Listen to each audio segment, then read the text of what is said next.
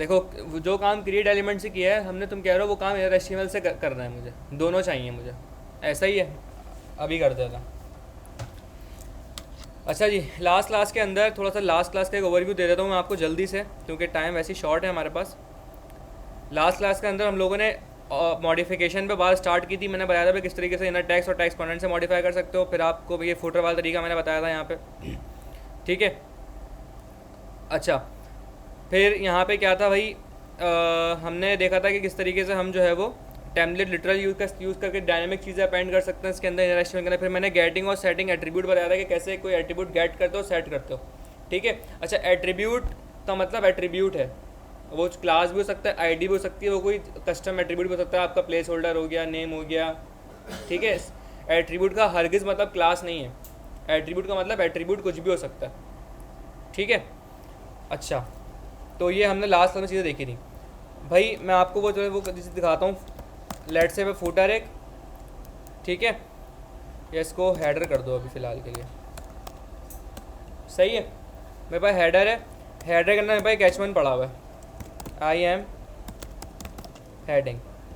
मैं यहाँ पे आता हूँ ज़रा, सबसे पहले अपने एक फाइल अटैच करी यहाँ पे,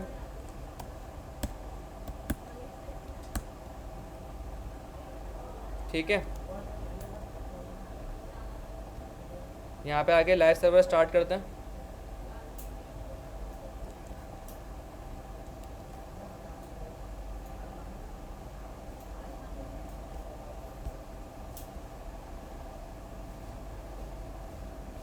ठीक है।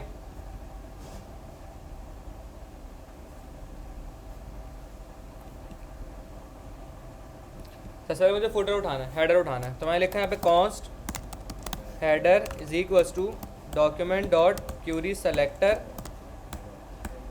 हेडर, ठीक है। चेक कर लेते हैं पहले भाई कि हेडर आ रहा है या नहीं आ रहा।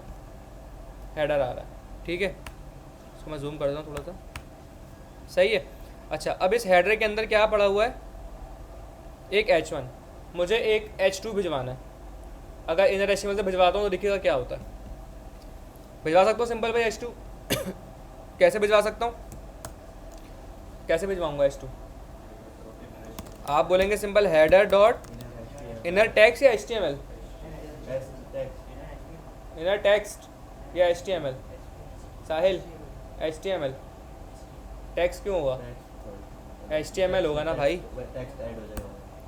तो अपने आप पे कॉन्फिडेंस रखो, से पहले सही बोला था, बाद में गलत क्यों बोला फिर, ठीक है। मैंने बोला भाई हेडर डॉट इनर HTML कर दो, किसको कर दो, एक मैंने बनाया यहाँ पे H2,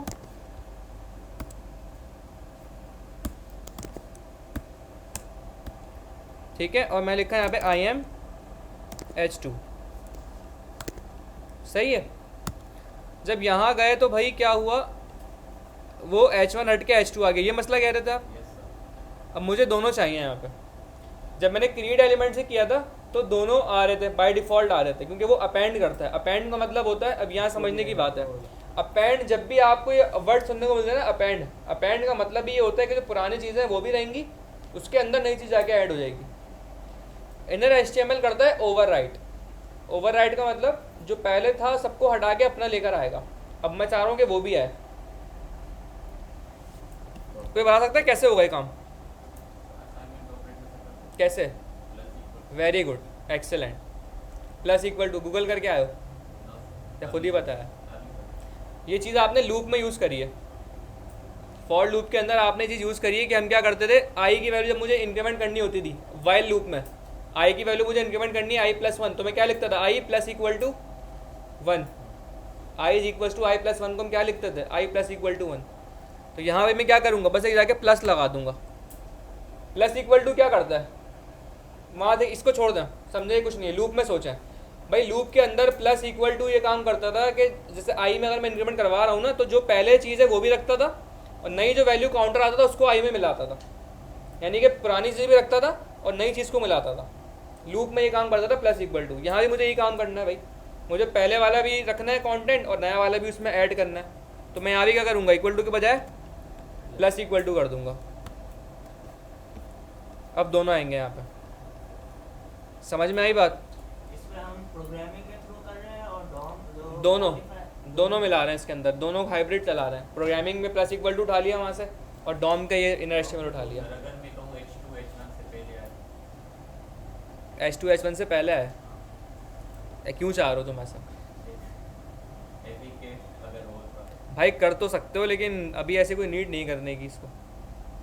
फिर इसको हमें क्या करना पड़ेगा, डायरेक्टली नहीं कर सकते इसको हम। डॉम में ऐसा कोई तरीका नहीं है कि आप किसी भी एलिमेंट को पहले अपेंड करो। आप क्या करोगे, डॉम को पूरा एरे में कन्वर्ट करोगे। फिर एरे के अंदर आपने स्टार्ट मैट करवाना है ना, तो आप स्टार्ट मैट करवाने के लिए क्या यूज़ करते हो, अनशिफ्ट। तो आप अनशिफ्ट के जरिए इसको भिजवाओगे वहाँ पे, लेकिन वो बहुत लंबी कहानी है। हो सकता है, पॉसिबल है, इम्पॉसिबल नहीं है। तो मैं बता दिया कैसे करना है, तुम इम्प्लीमेंट करके चेक कर लेना। समझ में आ गया कैसे करना है? इसको एरे बनाओगे, डॉम को एरे बन गया एक दफ़ा, तो बस फिर अनशिफ्ट करवा दोगे इसको, सिंपल। इस तरह की चीज़ें आए तो किया करो, खुद ही ट्राई किया करो, फिर मुझे बताया करो आगे का इस तरह होता है। क्लियर है?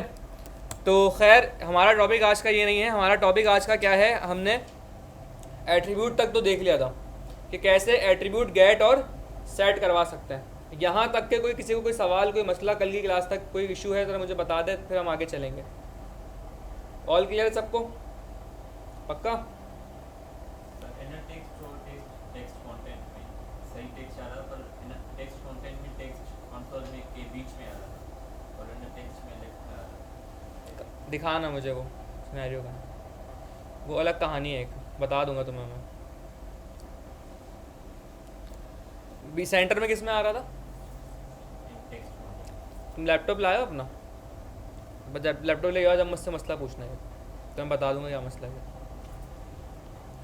अच्छा जी लेकिन बहरहाल दोनों सेम ही काम के लिए यूज़ होता है, टेक्स्ट सेट करने के लिए होते हैं। आपके जो दिल चाहे यूज़ कर सकते हैं आप। इनमें एक डिफरेंस होता है, लेकिन वो बहुत ही एक माइनर सा डिफरेंस होता है।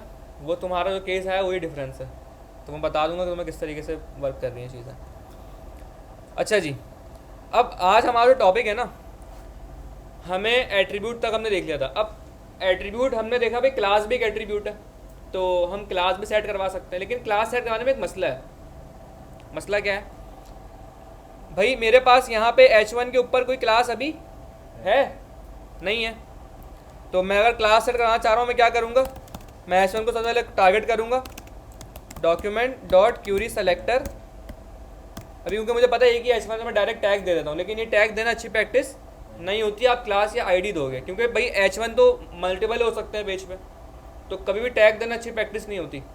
हमेशा क्लास या आईडी से उठाते हैं, लेकिन मुझे अभी पता है कि मेरे पास एक ही H1 है बस, तो इसलिए मैंने दे दिया आपको। इसलिए मैंने टैग का नेम या पास कर दिया, वरना बेस्ट प्रैक्टिस क्या है, क्लास या आईडी से आप गैप करो। अब मैंने यहाँ लिखा कि भाई H1 डॉट क्या करना है मुझे, इस पर क्लास सेट करवानी है। फॉर एग्जाम्पल हेडिंग की क्लास भिजवानी है, कैसे करूँगा? आप बोलेंगे भाई सेट एट्रीब्यूट। सेट एट्रीब्यूट आप दो चीज़ें लेता है, एक आपकी की और एक आपकी वैल्यू। तो भाई की मेरी क्लास है और वैल्यू मेरी यहाँ पे क्या है, हेडिंग कर देता। हो जाएगी सेट? चेक करते हैं भाई, सेट हो गई है, ठीक है, कोई इशू नहीं है इसमें। तो अब मसला कहाँ आता है, लेट से यहाँ पे हेडिंग क्लास ऑलरेडी थी पहले से,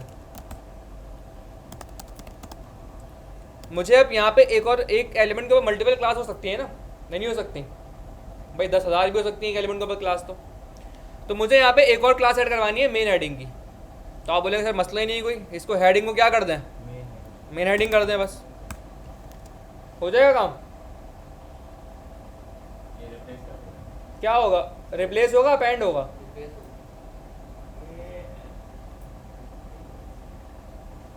क्या हुआ, ये ओवरराइट हो गया, रिप्लेस हो गया। मुझे ऐसा करना था? मुझे नहीं करना था ऐसा, क्योंकि देखिए सेट एट्रीब्यूट को समझे क्या कर रही है। सेट एट्रीब्यूट ने बोला भाई मुझे इंस्ट्रक्शन दिए, क्लास एक एट्रीब्यूट की और ये वैल्यू रखनी है, ये जाएगा भले वहाँ क्लास रखी है पहले से, उसको हटाएगा, अपना जाके एट्रीब्यूट को लगा देगा। सेट एट्रीब्यूट इस तरह काम करता है। लेकिन मुझे क्या करना है, मुझे तो भाई अपेंड वाला काम करना है। यहाँ पे मैं चाह रहा हूँ कि हेडिंग भी रहे और उसके आगे मेन हेडिंग आ जाए। तो अब हमें स्पेसिफिकली क्लास के ऊपर काम करना है। मैं आपको ये समझाने की कोशिश कर रहा हूँ कि सेट एट्रीब्यूट या गेट एट्रीब्यूट ये क्लास के लिए नहीं बना, ये जर्नल एट्रीब्यूट के लिए बना। अब हमें स्पेसिफिकली क्लास को अगर टारगेट करना है तो उसके लिए एक डिफरेंट तरीका है, हमारे पास डिफरेंट प्रॉपर्टीज है, जिसका नाम हम आज पढ़ने वाले हैं, जिसे हम कहते हैं क्लास लिस्ट। क्या कहते हैं? Class list. ये एक नई प्रॉपर्टी है जो कि स्पेसिफिकली क्लास के लिए बनी है, क्लास पे काम करती है। ठीक है, लिख लो इसको अपने पास, फिर हम इसको जल्दी इम्प्लीमेंट करते हैं अभी।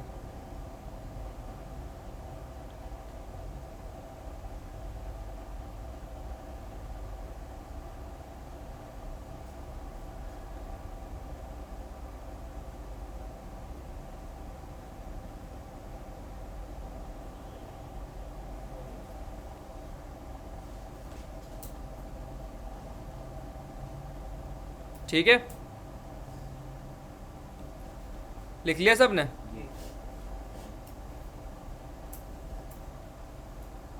अच्छा, अब देखते हैं वर्क कैसे कर रही है। अब मुझे यही सेम काम करना है, लेकिन मुझे ओवरराइड नहीं चाहिए, मुझे चाहिए अपेंड हो। मैं इसमें ऐसा कमेंट कर देता हूँ। ठीक है, H1 पे आता हूँ। H1 पे ऑलरेडी हेडिंग आ रहा है, यहाँ पे चेक करते हैं कि हेडिंग आ रहा है नहीं आ रहा।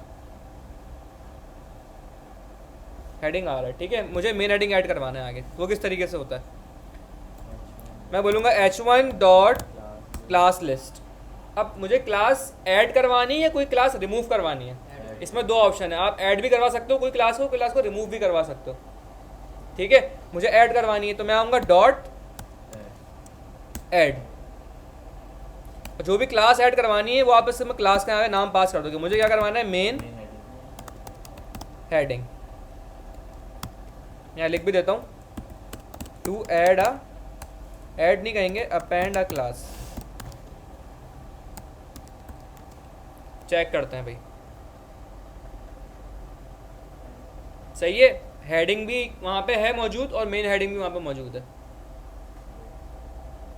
क्लियर है? ओवरराइड के तो एट्रीब्यूट है ना। अगर हमें क्लास लिस्ट से ओवरराइड, क्लास लिस्ट से नहीं होता, वो एक और चीज़ से होता है, वो इसके बाद पढ़ेंगे। क्लास नेम होता है, उससे होता है वो। क्लास को टारगेट करने के लिए दो चीज़ें आपके पास, क्लास लिस्ट एक प्रॉपर्टी जो भी हम पढ़ लें, और एक होती है इसके बाद पढ़ेंगे क्लास नेम। ये दोनों क्लास के लिए बनी है। फ़र्क क्या है? क्लास लिस्ट अपेंड करता है, क्लास नेम ओवरराइड करता है या रिप्लेस करता है, कह लें आप। सही है? अच्छा, अब ये तो हो गया यहाँ पे। अब मुझे क्या करना है भाई? यहाँ पे मेन हेडिंग ऐड तो करवानी है, लेकिन मुझे साथ साथ इस हेडिंग को रिमूव भी करना है। मुझे इस हेडिंग को रिमूव भी करना है। तो आप बोलेंगे सर यहाँ से जाके रिमूव कर दें, लेकिन यहाँ से नहीं करना। कहाँ से करना है? जावास्क्रिप्ट से करना है। वो कैसे होगा भाई? सिंपल, क्लास लिस्ट हमें प्रोवाइड करता है। अभी देखिए मैं आपको दिखाऊँ तो यहाँ पे दोनों क्लासेस आ रही हैं। मुझे चाह रहा हूँ कि हेडिंग रिमूव हो जाए, तो मैं यहाँ पे क्या करूँगा? आके टू रिमूव क्लास, मैं सिंपल बोलूँगा H1 dot class list dot remove. और रिमूव एक फंक्शन है, किसको रिमूव करना है भाई? हेडिंग को रिमूव करना है। चेक करते हैं, क्लियर है? इससे आप ऐड या रिमूव कर सकते हो। अच्छा, अब आपके दिमाग में सवाल आ रहा होगा भाई ठीक है ये सब समझ में आ गया, इसे मैं यूज़ कहाँ करूँगा? इसका यूज़ क्या, रियल प्रैक्टिकल यूज़ क्या है इसका, रियल लाइफ में क्या यूज़ है इसका? एक सवाल है दिमाग में भाई, चीज़ें पढ़ तो रहे हैं लेकिन यूज़ कहाँ है, इसको मैं देखने को कहाँ मिलेगा? इसका मैं आपको बताऊँ बेतहाशा यूज़ होता है जब आप वेब डेवलपमेंट कर रहे हो तो। कहाँ कहाँ यूज़ होता है मैं आपको सिनेरियो बताता हूँ।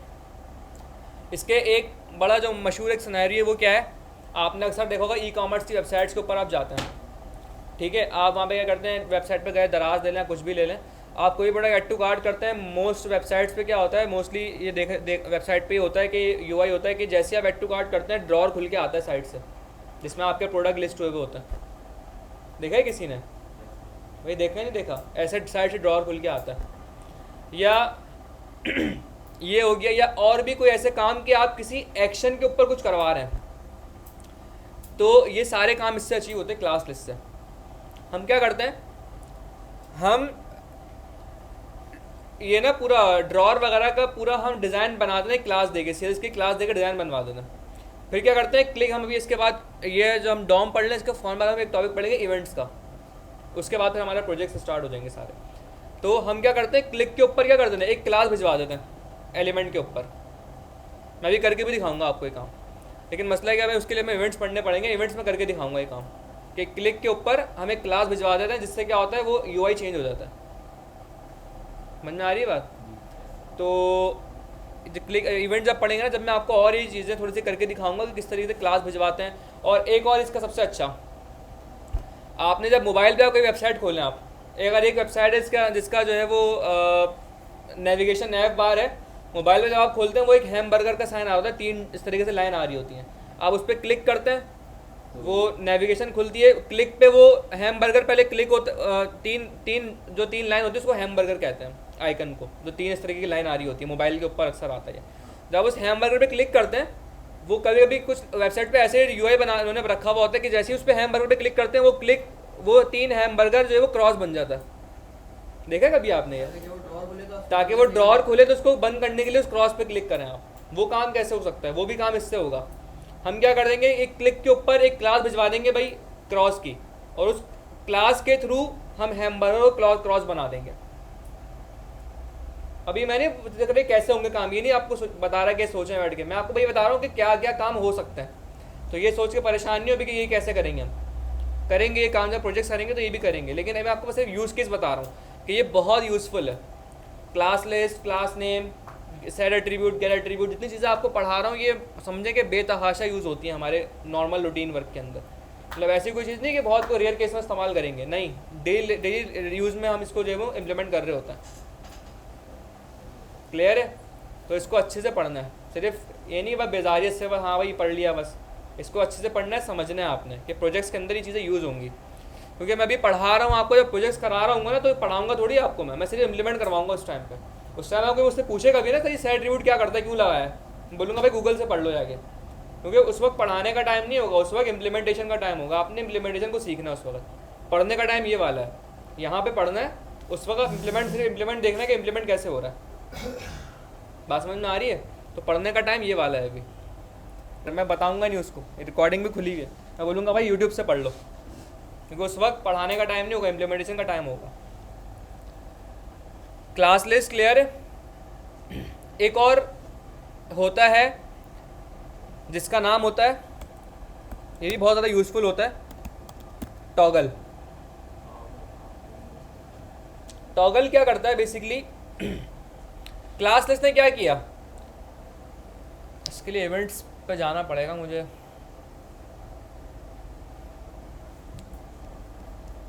टॉगल समझने के लिए इवेंट्स पे आपको पहले कमांड होनी चाहिए। इवेंट्स का आइडिया है थोड़ा बहुत वैसे सबको, क्लिक का, सिर्फ क्लिक की बात कर रहा हूँ मैं, ऑन क्लिक जिसको आप कहते हैं। किस किस को आइडिया है थोड़ा बहुत, पूरा ना हो भाई, थोड़ा बहुत पता हो कि हाँ ये ऐसे होता है। देखिए मैं एक थोड़ा सा कोड लिखता हूँ इवेंट्स का, आपको उस कोड को समझना ही नहीं है, ठीक है? बस आपने भाई ये, उससे मैं आपको ये बता दूंगा भाई इससे क्लिक हो रहा है, इस कोड से क्या हो रहा है, क्लिक हो रहा है। मैं इस क्लिक में किसी भी जिसके ऊपर क्लिक करने में कोई काम करवा सकता हूँ, ये आप बस समझ लें। वो कोड क्या कर रहा है, क्यों लिखा है, उससे भी आपको कोई कंसर्न नहीं होना चाहिए, क्योंकि हम आगे इवेंट्स के टॉपिक में उसको पढ़ेंगे। मैं सिर्फ आपको एक टॉगल समझाना चाह रहा हूँ, टॉगल क्या कर रहा है, ठीक है? अच्छा, ऐड और रिमूव क्लियर है? मैं क्या करता हूँ, यहाँ पे आके एक और बनाता हूँ, यहाँ पे लेट से स्पैन बना देता हूँ, आई एम स्पैन टैग, सही है? इस स्पैन को यहाँ मैं जावास्क्रिप्ट में गेट करता हूँ, const span is equals to document dot query selector span, ठीक है? अच्छा, ज़रा यूआई देखते हैं कि क्या हालात है वहाँ पे, ये इस तरीके के कुछ है। मैं छोटी सी ना यूआई बनाता हूँ, यहाँ पे बटन बनाता हूँ मैं, यहाँ पे क्लिक, और इसको मैं कोई आईडी वगैरह दे देता हूँ, लेट से BTN, ठीक है? इस बटन के ऊपर मुझे एक इवेंट अटैच करना है। मैं फिर रिपीट कर रहा हूँ, इवेंट्स का कोड अगर समझ में नहीं भी आ रहा तो कोई मसला नहीं है, क्योंकि इवेंट्स हमारा टॉपिक अभी नहीं है। मैं सिर्फ आपको टॉगल पढ़ाने के लिए टॉगल समझाने के लिए इवेंट पढ़ा रहा हूँ। बस यूँ समझ लें कि इससे क्लिक पे कोई काम होगा। मुझे इस बटन पे इवेंट लगाना है, तो हम कैसे लगाना है किसी बटन के ऊपर इवेंट? तो पहले तो बटन को उठाना पड़ेगा मुझे। मैं लिखा const document dot get element by ID, और क्या आईडी दिया मैंने इसको, BTN dot add event listener click. Basically क्या है कि मैंने इस बटन के ऊपर एक इवेंट अटैच कर दिया, ये कोड क्या कर रहा है, मैं यूँ समझ लें, अभी बस एक वर्बली समझा रहा हूँ, हाई लेवल से आपको समझना है बस। ये छोड़ दें, ये क्लिक क्यों लिखा, ये क्या पास किया, उसको छोड़ें। बस आप यूँ समझ लें कि ये मैंने क्या लिखा है, एक ऐसा कोड लिखा है जिससे इस बटन के ऊपर इवेंट अटैच हो गया, एक इवेंट, और उस इवेंट में मैं कोई काम करवा सकता हूँ। लेट्स से मैं चाह रहा हूँ भाई मैं इस पर क्लिक करूँ तो कंसोल लिखा हुआ आ जाए भाई क्लिक, ये चाह रहा हूँ। बिल्कुल एक बेसिक सी एग्जाम्पल हम लेते हैं इसको। तो मैं क्या करूँगा, जैसे ही इस बटन में कोई क्लिक करे तो क्या हो भाई, कंसोल हो जाए क्लिक। एक बेसिक क्लिक इवेंट है, ठीक है। अच्छा चेक करते हैं, रिलोड किया, देखें यहाँ क्लिक लिखा हुआ आ रहा है, ये कंसोल है मेरा। मैं यहाँ पे इस पर करता हूँ क्लिक, ठीक है। तो क्लिक के ऊपर मैंने कोई काम परफॉर्म कराया। अब मैं क्या चाह रहा हूँ, क्लिक के ऊपर इस स्पैन के ऊपर, जो ये स्पैन है अभी खाली, स्पैन के ऊपर एक क्लास ऐड हो जाए। क्या हो जाए, क्लास ऐड हो जाए। कर सकते हैं आप ये काम इसी कोड में रहते हुए? ये काम तो आई थिंक सबको कर लेना चाहिए, क्योंकि इससे इवेंट का कोई ताल्लुक नहीं है, ये तो आप क्लास भिजवाना आपको आता है। ये कोड लिखा हुआ है मैंने यहाँ पे। आप क्या बोलेंगे भाई, इस बटन क्लिक के ऊपर स्पैन पे क्लास भिजवानी है, तो जिस पे क्लास भिजवानी है तो उसको उठाना पड़ेगा मुझे। किसको उठाना है भाई, स्पैन को। स्पैन ये रहा। क्लास कैसे भिजवाते किसी भी चीज़ के ऊपर, सेट एट्रीब्यूट अभी बताया, सेट एट्रीब्यूट क्लास के लिए नहीं है, वो एट्रीब्यूट के लिए। मुझे अगर क्लास भिजवानी है तो मैं क्या यूज़ करूँगा, अभी पढ़ा है थोड़ी देर पहले। भाई गैर एट्रीब्यूट से क्लास कैसे भिजवाओगे तुम, क्लास लिस्ट यूज़ करेंगे, ऐसा ही है। तो आप बोलेंगे कि भाई नहीं, बटन को छोड़ दें, बस स्पैन पे क्लास। अब आप यहाँ पे हम वो काम करते हैं जो ऑपरेशन परफॉर्म करवाना है इस बटन के क्लिक के ऊपर। भाई मुझे इस बटन के क्लिक के ऊपर स्पैन पे क्लास भिजवानी है, तो मैं यहाँ बोलूँगा कि भाई स्पैन ऑलरेडी उठा चुका ऊपर, dot class list dot add, class भिजवानी है। लेट से मुझे स्पैन टैग की क्लास भिजवा देता हूँ यहाँ पे, स्पैन टैग, कुछ भी क्लास भिजवानी है, ठीक है। वेरीफाई करते हैं, ये मेरा स्पैन है, अभी कुछ भी नहीं है, ठीक है। मैं आया, मैंने बटन पे किया क्लिक, ज़रा गौर से देखिएगा इस चीज़ों को, दिख रहा है आपको प्रॉपर एलिमेंट टैग, ये जूम करूँ थोड़ा सा कर देता हूँ तो, ठीक है। गौर से इसको मॉनिटर करना है ज़रा। मैंने किया क्लिक, क्लास आई ऐड, ठीक है। तो दोबारा क्लिक करूँगा तो दोबारा क्लास आ रही होगी, लेकिन वो क्लास लिस्ट क्या करता है, ओवरराइड करता है, अपेंड करता है। क्लास लिस्ट वैसे तो अपेंड करता है, ठीक है। लेकिन इस केस में क्या हो रहा है कि ये फंक्शन चल रहा है बार बार, ये चीज़ बार बार चल रही है, तो बार बार वो क्या हो रहा है, एक तरीके से ओवरराइड हो रहा है। एक बार बार क्या हो रहा है, ओवरराइड हो रहा है। इस केस में क्लास लिस्ट तो अपेंड ही करता है, लेकिन क्योंकि यही चीज़ बार बार एग्जीक्यूट हो रही है, एक ही चीज़ बार बार चल रही है, तो इसलिए क्या हो रहा है, ओवरराइड हो रहा है। और आप डिफरेंस भी देख नहीं पा रहे, इतना फास्ट हो रहा है कि वो आपको लग रहा है कि कुछ हो ही नहीं रहा, लेकिन हो रहा है। क्लास का नाम सेम है, सब सेम है, इसलिए वो फ़र्क दिख नहीं पाया, लेकिन बहरहाल ओवरराइड हो रहा है। ये केस देख लिया। अच्छा, अब मुझे यही काम करना है उल्टा, मतलब मैं चाह रहा हूँ कि यहाँ पे स्पैन पे ऑलरेडी क्लास है, रिमूव करना है मुझे, ठीक है। यहाँ ऑलरेडी क्लास है स्पैन के ऊपर, मैं क्या चाह रहा हूँ, क्लिक पे रिमूव हो जाए। कैसे होगा भाई, आप बोलोगे मसला ही नहीं है भाई, क्या करो, span dot class list dot remove कर दो। किसको रिमूव कर दो भाई, स्पैन टैग को रिमूव कर दो। अभी क्लास है इसके ऊपर, रिमूव हो गई क्लास। दोबारा क्लिक कर रहा हूँ तो कुछ ज़्यादा हो नहीं रहा, क्लास मिली नहीं उसको अब रिमूव करने के लिए नेक्स्ट टाइम के लिए। ये चीज़ किस को समझ में नहीं आई, आ गई? कोई सवाल यहाँ पे किसी का? इवेंट्स का कोड नहीं समझ में आया, कोई मसला नहीं है, उसको आप यूँ समझ लें कि भाई क्लिक पे काम हो रहा है। क्लियर है साहिल, तुम्हें समझ नहीं लग रहा है मुझे? आ गई है आपको भाई पीछे? आ गई, तुम्हें तो पहले से आता है सब, सही है? हाँ भाई, जावास के को फाउंडर्स में से है। अच्छा जी, अब टॉगल क्या करता है भाई, इसको ज़रा देखते हैं। मैंने कहा कि भाई इस क्लिक के ऊपर क्या करो, स्पैन के ऊपर क्लास लिस्ट ना तो ऐड करो ना रिमूव करो, क्या करो, टॉगल कर दो ये क्लास। अभी देखते हैं मतलब क्या है, और यहाँ पे कुछ भी नहीं है, खाली पड़ा हुआ है। अब आप ये देखिएगा कि ये ऐड कर रहा है, रिमूव कर रहा है। अच्छा, टॉगल का मतलब क्या होता है वैसे नॉर्मली जर्नल, किसी को पता है टॉगल? टॉगल जर्नल टर्म्स में कहते हैं कि एक चीज़ आ रही है जा रही है, आ रही है जा रही है, आना जाना, टॉगल। रिपीट कह लो, किसी प्रोसेस को रिपीट तो सही नहीं होगा, रिपीट तो लूप हो जाता है रिपीट का मतलब। तो टॉगल मतलब होता है कोई एक चीज़ आई और फिर रिवर्स हो गई, फिर आई फिर रिवर्स हो गई। ऐसे ऑन ऑफ है ना, ये लाइट ऑन ऑफ, ये टॉगल है, मैं लाइट को टॉगल कर रहा हूँ, ऑन ऑफ सेम प्रोसेस बार बार हो रहा है। वही फंक्शनैलिटी यहाँ अचीव करते हैं हम टॉगल से। हैमबर्गर जो मैंने बताया ना अभी, क्लिक किया हैमबर्गर क्रॉस बन गया, फिर क्लिक किया क्रॉस पे, क्रॉस हैमबर्गर बन गया। क्लिक किया ड्रॉर खुली, फिर क्लिक किया ड्रॉर बंद हो गई, खुली क्लिक पे खुल रही है, दोबारा क्लिक पे बंद हो रही है, इसे कहते हैं टॉगल। यही काम हम इस टॉगल से अचीव करते हैं। कैसे, मैं आपको दिखाता हूँ। मैंने क्या बोला भाई, क्या करो, स्पैन टैग को क्या करो, टॉगल करो। ऐड और रिमूव की फंक्शनैलिटी आपने देख ली क्लिक पे कैसे हो रही है। अब जरा इसकी फंक्शनैलिटी को गौर से देखा कि ये किस तरीके से वर्क कर रहा है।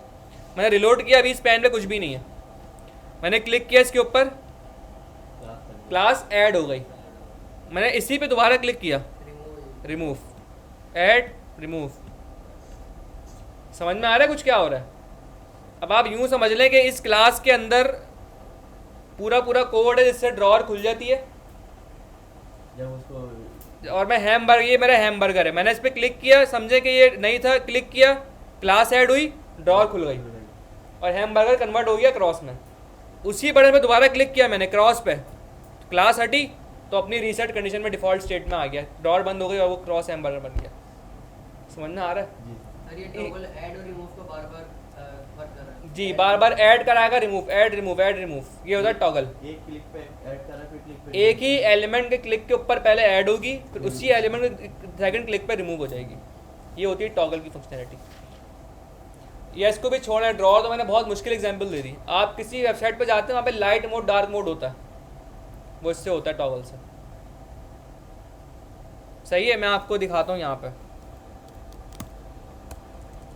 लेट्स से एक वेबसाइट है, बल्कि आपने मल्टीपल वेबसाइट देखूंगी, एक वेबसाइट क्या है, एक मैं जर्नल दिखा रहा हूँ आपको सिंपल यहाँ पे। गूगल का अपना ही डार्क मोड लाइट मोड आ जाएगा कस्टमाइज। ये देखें, ये जो है क्लिक किया, सूरज से चांद बन गया और वाइट हो गया, फिर उसी चांद पे क्लिक किया तो वो सूरज बन गया और वो डार्क हो गई। ये कैसे है? ये लाइट मोड डार्क मोड है, आपको मैं दूंगा टास्क। सर ये मोबाइल के अंदर साइलेंट और म्यूट का बटन भी होता है, उसको कुछ भी, अब इससे कुछ भी आप कर सकते हैं। वेरी गुड, ये बड़े अच्छे एग्जाम्पल दी उन्होंने। अब आप इससे कुछ कहीं भी इसको इम्प्लीमेंट कर सकते हैं। आपको समझना है क्या प्रोसेस, जैसे भाई साहिल ने बताया, साइलेंट और उस पर क्लिक करूंगा तो साइलेंट हो जाता है, दोबारा क्लिक करूंगा तो अनसाइलेंट हो जाता है। ये भी आप इससे अचीव कर सकते हैं टॉगल से। मल्टीपल जगहों पे एप्लीकेशन है इस एक छोटी सी प्रॉपर्टी की। ये मैं आपको टास्क दूंगा, इस पे दो से ज़्यादा भी चीज़ें लगा सकते हैं, जितना यही है, जैसे कि साइलेंट हो जाए, फिर वाइब्रेट हो जाए, फिर मतलब वापस रिंग पिन पे लग जाए। देखें टॉगल से नहीं होगा ये अचीव, ये दूसरी चीज़ से होगा, टॉगल से नहीं कर सकते इसको। टॉगल में दो काम होंगे, ऐड रिमूव बस, और एक ही चीज़ ऐड रिमूव होगी। हाँ, हम इसको इस तरह अचीव कर सकते हैं। मैं 3-4 क्लास बना लूँ, लेट्स से एक क्लास बनाई मैंने साइलेंट की, उस पर साइलेंट की इमेज लगा दी। एक क्लास बनाई अनसाइलेंट, उस पर अनसाइलेंट की लगा दी सिंपल बेल। एक वाइब्रेट की क्लास बनाई, उस पर वाइब्रेट की इमेज लगा दी। और मैं उन क्लासेस को बार बार टॉगल करवाता था, उससे अचीव हो जाएगा। समझ रहे? इस एक छोटी सी चीज़ की बहुत एप्लीकेशन है। और मैं आपको टास्क भी दूंगा इवेंट्स के बाद कि ये लाइट मोड और डार्क मोड आपने मुझे बना के दिखाना होगा टॉगल, कि मैं क्लिक करूँ स्विच ऑन हो लाइट मोड, ऑफ करूँ डार्क मोड। सही है भाई, समझ में आ गया टॉगल किस तरीके से वर्क करता है। तो भाई ये था आपका टॉगल। अब एक और प्रॉपर्टी होती है इसी क्लास के अंदर ही, जिसका नाम होता है क्लास नेम। ये क्या है? बिल्कुल सेम काम करती है जैसे क्लास लिस्ट करती है, पर एक चीज़ का डिफरेंस है। क्या? क्लास लिस्ट अपेंड करती है। अगर कोई क्लास ऑलरेडी मौजूद है, मैं ऊपर कोई क्लास ऐड करवा रहा हूँ, तो वो क्या करेगी? अपेंड करेगी, पुरानी वाली क्लास भी रहेगी और नई वाली क्लास आ जाएगी, जो आपको मैं आपको दिखा भी चुका हूँ। लेकिन क्लास नेम ऐसा नहीं करती। क्लास नेम क्या करती है? पूरा पूरा ओवरराइड करती है। चेक करते हैं ज़रा, ठीक है। इसको मैं यहाँ पे कर देता हूँ कमेंट, सेव किया। स्पैन, जैसे मैं इसको एक क्लास देता हूँ, स्पैन EL, स्पैन एलिमेंट। ठीक है भाई, स्पैन के ऊपर एक क्लास है। मैं अगर स्पैन के ऊपर कोई क्लास भिजवाना चाह रहा हूँ क्लास लिस्ट के थ्रू, मैं लिखा span dot class list dot add new class, span element भी है, क्लास भी ऐड हो गया। यही काम मैं करता हूँ क्लास नेम से। कैसे मैं लिखता हूँ स्पैन डॉट क्लास नेम, इसमें ऐड नहीं होता, ये होता है इज इक्वल्स टू, ऐसे इसका सेंटेक्स होता ही है, span dot class name is equals to ये। और अब आपको वैसे कॉमन सेंस भी अगर आप लगाएं तो ये इक्वल टू का मतलब क्या होता है, ये चीज़ असाइन हो रही है पूरी इसके अंदर, तो एक तरीके से क्या होगी, ओवरराइट ही होगी ना। ये मैं असाइन करवा रहा हूँ, वेरिएबल में करवाते हैं ना, आपने भाई लिखा let name is equals to Ehtisham, फिर आप नेम इज इक्वल्स टू कुछ कर रहे हैं, तो क्या ऐसा होता है कि एहतिशाम भी रहे और नया वाला भी आ जाए? भाई मैंने क्या कोई फारसी वारसी बोल दिया अचानक बीच में? भाई ये कोड यूँ लिखा हुआ है, let name is equals to Ali. अब मैं अगर आके लिखूँ name is equals to Hasan, तो क्या अली हसान दोनों रहेंगे, क्या हसान होगा सिर्फ नेम में? हसान होगा, क्योंकि इसका इज इक्वल टू का तो मतलब ही होता है भाई पूरा पूरा इनिशियलाइज करो इसके अंदर, या साइन कर दो पूरा पूरा। ये यही सेम यहाँ भी केस है। अब जब मैं न्यू क्लास करूँगा ना तो मुझे स्पैन वाली क्लास यहाँ पे नहीं दिखेगी। अब न्यू क्लास सर ये सिर्फ एक क्लास को रिमूव करेगा या 5 क्लास में सबको रिमूव करके सब सब सब जितनी भी क्लासें होंगी, मैं अगर यहाँ पे आके 10 क्लासें भी लगा दूँ ना, स्पैन एलिमेंट 1 कॉपी 2 3 सबको रिमूव करके एक क्लास लेके आएगा, ये पूरा क्लास रिमूव करेगा।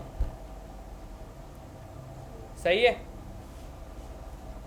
और आप इसी के थ्रू कोई अपनी सारी क्लास को गेट भी कर सकते हो। लेट से मैं चाह रहा हूँ कि अभी स्पैन के ऊपर कितनी क्लासें लगी हुई हैं, 3 क्लास लगी हुई हैं, मैं चाह रहा हूँ सारी क्लास को गेट करूँ। इसका एक तरीका तो आप गेट एट्रीब्यूट से भी कर सकते हो, गेट एट्रीब्यूट और क्लास पास कर दोगे सारी क्लास आ जाएंगी। लेकिन मैंने बताया ना गेट एट्रीब्यूट क्लास के लिए नहीं बना, वो एक जर्नल है एट्रीब्यूट के लिए, किसी भी किस्म का एट्रीब्यूट हो। क्लास के लिए बने क्लास लिस्ट और क्लास नेम। क्लास नेम से मैं डायरेक्टली काम कर सकता हूँ। कैसे? मैं बोलूँगा भाई स्पैन डॉट क्लास नेम, और इसे क्या कर दो, कंसोल करवा दो। भाई क्लास नेम से क्या क्लासेस आती हैं सारी या नहीं आती? आ जाती हैं। कंसोल कर दें ज़रा क्लासेस को कि क्या पड़ा हुआ है इसके अंदर।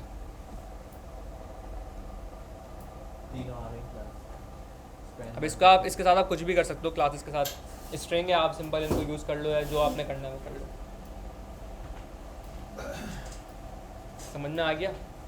कोई सवाल, कोई क्वेश्चन यहाँ तक? अच्छा, ये तो हो गई कहानी डॉम की। अब डॉम से अभी तक हमने HTML को टारगेट किया है और HTML को मॉडिफाई किया है। अभी तक थ्रू आउट द कोर्स तक अभी हमने जो क्या किया, HTML को एक्सेस किया और उसको मॉडिफाई किया। लेकिन जावास्क्रिप्ट डॉम से सिर्फ HTML ही नहीं, हम CSS को भी कर सकते हैं। हम अपनी पूरी की पूरी स्टाइलिंग भी कंट्रोल कर सकते हैं डॉम से। इतने पावरफुल चीज़ है ये। कैसे?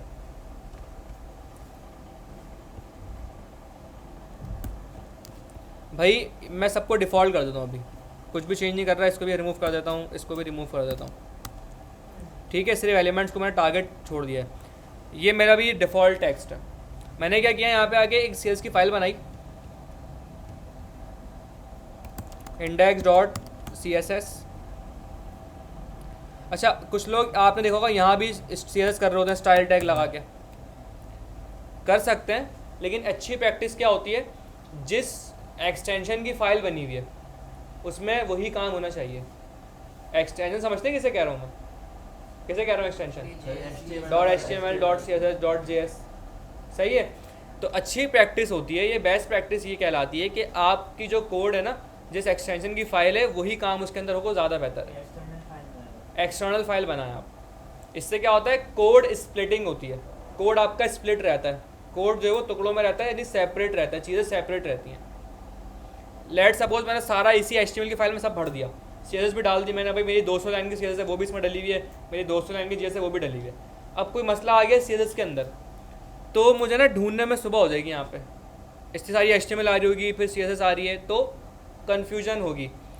इसलिए बेहतर अप्रोच ये होती है कि आप चीज़ों को सेपरेट रखें। तो भाई यहाँ पे CSS की फाइल अटैच करते हैं। आगे कैसे अटैच होती है, लिंक कोलन CSS दबाएंगे, पूरा बन के आ जाएगा। और जो भी आपका यहाँ पे पाथ है वो आप पाथ दे दें index.css। ठीक है। मुझे क्या करना है, ये जो H1 है ना, मैं इसको स्टाइलिंग देता हूँ। कैसे? सीधे सबको आती है, अल्हम्दुलिल्लाह आती होगी। मैंने लिखा भाई जो भी H1 है उसे क्या करो, बैकग्राउंड, अच्छा बैकग्राउंड पे बाद में आता है, फॉन्ट कलर नहीं होता भाई, कलर दे देता सिर्फ, ठीक है। कलर दे दो इसको एक्वा, एक्वा हो गया। थोड़ा सा चुभ रहा है कलर ये, तो हम क्या करें, इसको एक बैकग्राउंड कलर भी दे देते हैं, लेट से ब्लैक। सही है, तो इसको येलो कर देना ताकि थोड़ा सा सही लगे। अब बेहतर लग रहा है। लग तो ये भी बहुत गंदा रहा है, लेकिन हमें अभी समझना है भाई, सजाना नहीं है वेबसाइट को, हमें सिर्फ कॉन्सेप्ट लेना है। भाई इसमें कोई सवाल किसी को कि मैंने क्यों कैसे कर दिया, ये कैसे जादू से ये कैसे कलर चेंज हो गया? आई होप ये तो किसी को नहीं होगा। यहाँ पे जावास्क्रिप्ट क्लास में बैठे हुए, इसका मतलब CSS में एक्सपर्ट है आप लोग, मुझसे अच्छी आती है आपको CSS का मतलब, क्योंकि आप JS की क्लास में बैठे हैं। कोई मसला किसी को उसमें? अच्छा जी, मैं चाह रहा हूँ कि मैंने ये स्टाइलिंग कर दी है, लेकिन मैं चाह रहा हूँ मैं जावास्क्रिप्ट से इसकी स्टाइलिंग चेंज कर दूँ। मतलब CSS के अंदर स्टाइल जो है वो है, लेकिन दिखे वो जो जावास्क्रिप्ट से लग रहा है, वो कैसे हो सकता है? इसके लिए हम जावास्क्रिप्ट के थ्रू स्टाइलिंग हमें टारगेट करनी है। वो कैसे करते हैं?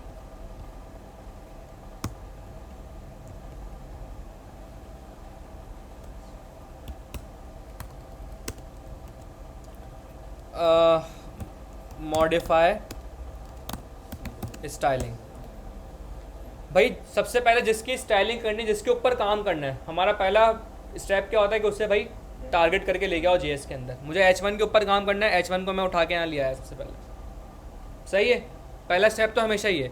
जिस भी चीज़ के ऊपर आपने काम करना है, चाहे वो HTML हो, CSS हो, मॉडिफाई करना है, चेंज करना है, पहला स्टेप है कि उससे पहले कोड में उठा के लेकर आए JS के अंदर, एक्सेस करें, ठीक है, फिर उसको देखेंगे। तो H1 आ गया यहाँ पे। अब मैं लिखूँगा यहाँ पे H1 डॉट। अगर आपने स्टाइलिंग को चेंज करना है ना, तो आप यहाँ पे लगाते हैं, एक प्रॉपर्टी होती है जिसका नाम होता है स्टाइल। अब इस स्टाइल के बाद मैं डॉट लगाऊंगा, देखिए क्या आ रहा है, कुछ प्रॉपर्टीज आ रही हैं। अब इस डॉट के बाद आप सारी CSS की प्रॉपर्टीज यूज कर सकते हैं, लेकिन एक शर्त है, स्टाइल लिखने के बाद, स्टाइल के बाद आप सारी चीज़ें यूज, लेट से मुझे यहाँ पे इसका कलर अभी आ रहा है येलो, मुझे करना है इसको एक्वा जो पहले था। तो आप कलर कैसे होगा? कलर से होगा, कलर देंगे आप और फिर एक्वा दे देंगे। तो स्टाइल के बाद आप सारी समझे कि CSS लिख सकते हैं। मैं यहाँ पे आऊँगा, मैं लिखूँगा डॉट कलर, कलर, अब कोलन नहीं लगाऊंगा, वहाँ कोलन लगाते हैं CSS के अंदर, यहाँ लगाएंगे इज इक्वल्स टू, और यहाँ पे आप दे देंगे जो भी आपका कलर है। लेट से मैंने दिया एक्वा, सेव किया मैंने। अब देखें मज़े की बात, इसको आप टारगेट कर रहे हैं यहाँ पे, जरा देखें ये क्या बता रहा है, इंस्पेक्टर क्या बता रहा है। ये कह रहा है भाई H1 को कलर तो दिया भाई येलो, CSS तो लग रही है, क्योंकि प्रायोरिटी जावास्क्रिप्ट की बहुत हाई है, तो इसलिए मैं इसको क्रॉस करके इसको उठा रहा हूँ। तुम्हारी बात नहीं सुनूंगा CSS की, मैं जावास्क्रिप्ट की बात सुन के इसकी स्टाइलिंग को अप्लाई करूँगा। सर जिस तरह आपने ये कलर का नेम लिखा हुआ है एक्वा, हम कोड भी लिख सकते हैं? कोड भी लिख सकते हो आप, यहाँ डाल दो #232345, वो डार्क कलर बन गया ये, हैश कर दो इसको बी, पता नहीं कुछ भी रैंडम डाल दो भाई, मुझे याद नहीं है, ये कोड नहीं होता। भाई यहाँ से उठा लेते हैं यार कोड,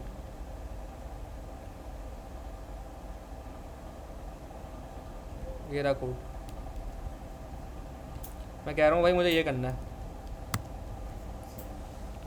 कोड भी डाल सकते हो इसके अंदर, यानी आप पूरी CSS लिख सकते हो, लेकिन रूल थोड़े चेंज होंगे। रूल्स क्या हैं कि कोलन के बजाय इक्वल टू आ जाएगा। देखिए यहाँ पे ऐसा नहीं है कि CSS लग नहीं रही मेरी, इसका हरगिज़ मतलब ये नहीं कि शो नहीं हुआ और इसका मतलब CSS नहीं लग रही, CSS लग रही है आपकी। वो कैसे पता चला? ये आपको ये इंस्पेक्टर बता रहा है, डॉम इंस्पेक्टर। इसको आप हटाएंगे ना यहाँ से, ये आपकी कहाँ से आ रहा है? index.css से आ रहा है आपका ये कोड, लेकिन क्योंकि प्रायोरिटी बहुत हाई है जावास्क्रिप्ट की, जावास्क्रिप्ट इसलिए लग रही है यहाँ पर। कोई सवाल? अब मैं चाह रहा हूँ भाई बैकग्राउंड भी क्या हो जाए, वाइट हो जाए। अब एक और नया रूल आप देखें CSS के अंदर यहाँ पे, अब मुझे बैकग्राउंड करना है, तो भाई आप क्या बोलेंगे, कोई मसला ही नहीं है, H1 डॉट स्टाइल डॉट, जितनी भी प्रॉपर्टी अब CSS के अंदर डैश सेपरेट होती है, जैसे background dash colour, font dash size, जितनी भी डैश से सेपरेटेड प्रॉपर्टीज होती हैं CSS के अंदर, जावास्क्रिप्ट में वो सारी क्या बन जाएंगी? कैमल केस बन जाएंगी। क्या बन जाएंगी? Camel case. कैसे? मैं यहाँ पे लिखूंगा कि BACK बैकग्राउंड। अब कलर के लिए मैं ऐसे कलर नहीं लिखूंगा, C कैपिटल मैं करूँगा COL, देखें सजेशन दे भी रहा है मुझे यहाँ पे, बैकग्राउंड कलर क्या कर दो भाई, जो देना है वो दे दो, F। क्लियर है? जी सर। कोई सवाल, कुछ पूछना चाह रहे हो भाई? पूछ लो। आपने अक्सर देखा होगा जब आप कोई फॉर्म वगैरह पे काम कर रहे होते हैं, फॉर्म सबमिट कर रहे होते हैं, कोई भी नॉर्मल वेबसाइट या फॉर्म पे आप काम कर रहे हैं, आप अगर एम्प्टी फॉर्म सबमिट करते हैं फ़ौरन से फील्ड रेड हो जाती है, वो लिखता है भाई इनवैलिड इनपुट, या नेम की फील्ड रेड हो जाती है, पासवर्ड की फील्ड रेड हो जाती है। वो काम भी आप इससे कर सकते हैं। कोई मुझे बताएगा कैसे होगा काम वो?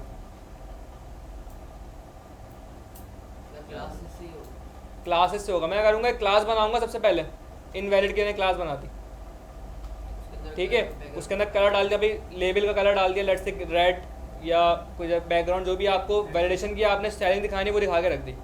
अब क्या होगा, फॉर्म सबमिट के ऊपर मैं क्या करूँगा, सिंपल क्लास भिजवा दूंगा classlist.add के थ्रू। समझ में आया?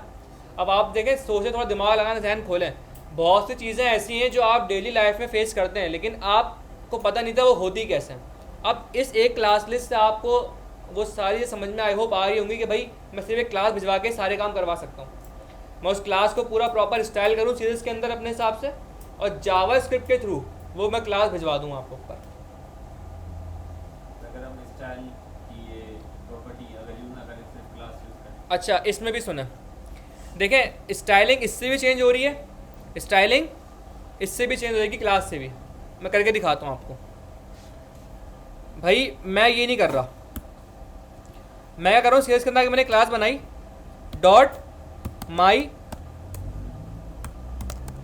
हेडिंग। जो काम मैं जावास्क्रिप्ट से कर रहा था, क्या कि भाई कलर क्या रख दो, ये वाला, जरा गौर से देखिएगा, और बैकग्राउंड क्या रख रहा था मैं, वाइट। सही है? यही काम मैं सिर्फ क्लास भिजा के भी करवा सकता हूँ। कैसे? ये क्लास है माई हेडिंग की, मैंने कॉपी कर लिया इसको। अब मैं क्या बोलूँगा, मैं ये नहीं कर रहा, मुझे कहा H1 में कर। अभी मैं अगर देखूँ H1 की कंडीशन क्या है, अभी H1 की कंडीशन भाई अभी सिंपल ये है जो डिफ़ॉल्ट है CSS वाली। मैंने क्या किया, इस H1 को उठाया जो ऑलरेडी ऊपर उठा चुका हूँ। मैं कह रहा हूँ भाई H1.classlist.add क्या कर दो, ये क्लास भिजवा दो इसके ऊपर। इससे भी काम कर सकता हूँ मैं, सेम काम मैं दोनों से कर सकता हूँ। मैं चाहूँ तो डॉट स्टाइल भी कर सकता हूँ, मैं चाहूँ मैं सीरीज के अंदर एक पूरी क्लास को पूरा प्रॉपर डिज़ाइन करूँ और सिर्फ एक क्लास पर एक लाइन के कोड से क्लास भिजवा दूँ। आपके ख्याल में कौन सा आपको एफिशिएंट तरीका लग रहा है? सॉरी, वो वाला कौन सा? वो नहीं, नाम होता है। एक क्लास में पुट करनी है सिर्फ, उसके अंदर सारी चीजें आ जाएंगी, उसके अंदर बहुत सारी। ऐसा ही है, एफिशिएंट और बेस्ट प्रैक्टिस ये है कि आप क्लास भिजवाओ। टॉगल लगा के भी यही कर सकते हैं कि टॉगल पे क्लिक करते ही ब्लू हो जाए, फिर हाँ बिल्कुल कर सकते हैं, बिल्कुल येलो कर सकते हैं। ब्लू येलो में खेलते रहो, उसको कर सकते हैं, कुछ भी कर सकते हैं। आपको बस तरीका सिखा दिया, इम्प्लीमेंट। कारपेंटर होता है कारपेंटर, उसको बस लकड़ी काट के जोड़ना सिखाते हैं, उसी से ही वो टेबल बना लेगा, कुछ और भी बना सकता है, ड्रॉर बना लेगा, कुछ क्रिएटिव कर सकता है। क्रिएटिविटी आपके ऊपर है। मैं आपको टूल का इस्तेमाल सिखा दिया, भाई टूल से ये होता है। अब इस टूल को पकड़ के आप क्या कुछ बना लो, ये आपकी क्रिएटिविटी पे डिपेंड करता है। इसमें प्रॉब्लम सर ये है कि क्लास 2 हो जाए। हाँ तो कोई मसला नहीं है, हो जाए तो 10 भी हो सकती है क्लास, तो कोई इशू नहीं है, कोई मसला नहीं आएगा। मतलब फिर बाद में अगर आपको किसी और को क्लास यही देनी होगी तो आईडी दोगे ना यूनिक बनाने के लिए, तो आप आईडी दे दोगे उसको फिर यूनिक करने के लिए, या कोई डिफरेंट क्लास दे दोगे, या सेम क्लास भी दे सकते हो। अगर सेम, ऐसा सवाल है सेम क्लास क्यों दोगे? सेम क्लास में इसलिए दूंगा कि भाई यही सेम स्टाइलिंग वहाँ पे भी आ जाए। सही है? तो देखिए, और एक और नुकसान, इस वाले केस में आपको बस एक लाइन लिखनी है पूरा काम करवाने के लिए, लेकिन यहाँ पे आपको जितने काम करवा रहे हो उतनी लाइन लिखनी पड़ेंगी। मैंने तो बस 2 काम कराए। लेट से मुझे इसका फॉन्ट साइज अपडेट करवाना है, मुझे इसका बैक लेट से कोई एनिमेशन भी डालनी है इसके अंदर, मुझे इसका फॉन्ट भी बोल्ड करना है, मुझे मल्टीपल काम करना है। तो मैं सीरीज के अंदर 50 लाइनें लिख सकता हूँ, लेकिन मुझे यहाँ पे एक लाइन लिखनी पड़ेगी क्लास वाले अप्रोच में। क्लास भिजवानी है बस, सिंपल इतना सा काम है। उस क्लास को भले डिज़ाइन करने में मुझे कोई 500 लाइन का कोड लिखना पड़े, ठीक है, लेकिन जावास्क्रिप्ट में यहाँ मुझे फिर 500 लाइन लिखनी पड़ेंगी, जो कि is not a good practice. तो क्लास वाली अप्रोच बेस्ट है। आप क्लास को डिज़ाइन करो, जो आपने फूल पत्ते लगाना है, स्टाइलिंग करनी है, और बस जावास्क्रिप्ट की एक लाइन ऑफ कोड से क्लास भिजवा दो।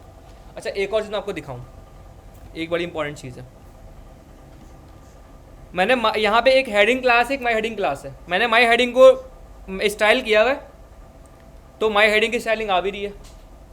मैं क्या करता हूँ, इस यहाँ मैंने H1 को डिज़ाइन किया हुआ है ना, मैं H1 के बजाय क्या करता हूँ, जो क्लास में पहले से लगी हुई है, मैं H1 के बजाय उस क्लास को डिज़ाइन कर लेता हूँ। अब आप मुझे बताएं, हेडिंग भी आ रही है वहाँ पे, माई हेडिंग भी आ रही है, मुझे स्टाइलिंग किसकी दिखेगी? हेडिंग की दिखेगी, माई हेडिंग की दिखेगी? सॉरी, माय हेडिंग की। पक्का? हेडिंग की दिखेगी। My heading. Heading class HTML में जाके लगाई है मैंने खुद से, जबकि माई हेडिंग में लगाई है जावास्क्रिप्ट से। Sir my heading. Sir JavaScript चलेगी ना, माय हेडिंग चलेगी। माई हेडिंग दिखेगी आपको। अच्छा, इससे पता इसका